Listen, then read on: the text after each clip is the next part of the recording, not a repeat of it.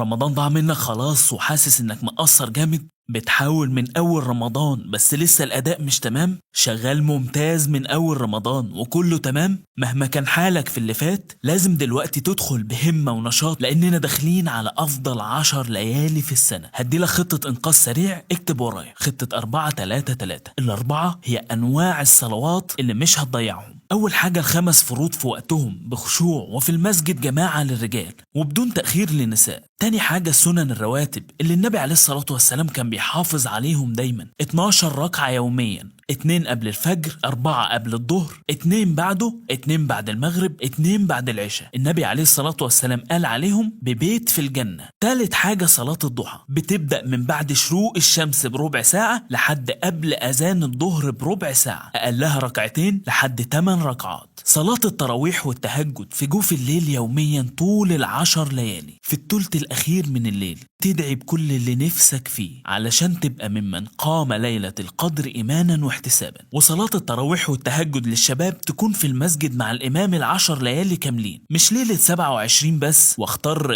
إمام يكون صوته حلو علشان تحس بمتعة الصلاة. أما البنات فلو هتصلي التراويح والتهجد في بيتك ده الأفضل، ولو هتنزلي المسجد فياريت تكوني نازلة بكامل حجابك. وياريت نبطل الغيبة والنميمة والرغي في الفاضي اللي بيضيع عليك الحسنات اللي تعبتي فيها. رقم 3 في الخطة هو أنواع من الأذكار ما تضيعهمش طول ال10 ليالي. أول حاجة أذكار الصباح والمساء كاملة. أذكار الصباح بتقولها بعد الفجر، وأذكار المساء بعد العصر. تاني حاجة الاستغفار والصلاة على النبي والذكر المطلق. الدعاء خاصة دعاء اللهم إنك عفو تحب العفو فاعف عني. وعندك 3 أوقات للدعاء ما ينفعش أبدا يضيعوا: النص ساعة قبل الفطار يوميا، الساعة اللي قبل الفجر كل ليلة زوجية أو فردية ما تنشنش الله يسترك، وآخر ساعة بعد العصر من كل جمعة. حاجات أخيرة عشان تنجح خطة الإنقاذ السريع. أول حاجة قراءة القرآن، لو همتك متوسطة يبقى مش أقل من 3 أجزاء يوميا، يعني تختم مرة في ال10 الأواخر. اللي همته عالية ممكن يختم مرتين و3 في ال10 الأواخر. للمشغولين قوي يعني مش أقل من جزء يوميا. تاني حاجة الصدقة يوميا ولو بمبلغ بسيط يعني، ولو ربنا موسعها عليك تصدق بما يليق بك. تالت حاجة ضروري تروح تحج وتعمل عمرة يوميا. ايه ده ازاي؟ كل اللي عليك انك بعد ما تصلي الفجر خليك في المسجد لحد الشروق، ولو بنت صلي في اول الوقت وخليكي في مكانك اللي صليتي فيه في بيتك. قول الاذكار واقرا قرآن، وبعد الشروق صلي ركعتين الضحى، وليك كده اجر حجة وعمرة تامة تامة تامة. لو عرفت كمان تعتكف ال10 الاواخر زي ما كان النبي عليه الصلاة والسلام بيعتكفهم، كده اضمن لك نجاح خطتك وخروجك من رمضان كسبان ان شاء الله.